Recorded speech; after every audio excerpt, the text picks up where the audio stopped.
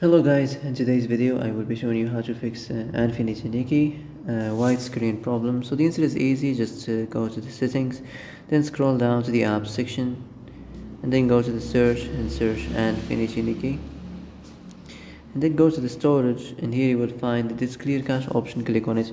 Now you can go check it if it worked, and if it didn't you can try to restart your phone or turn the Wi-Fi off and on, or the Bluetooth or the airplane mode.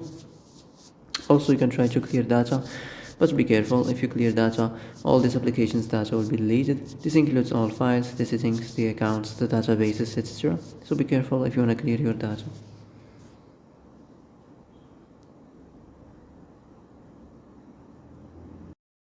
And that's it for today's video. I hope this is the answer you've been looking for.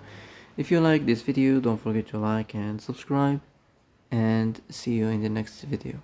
Thanks for watching.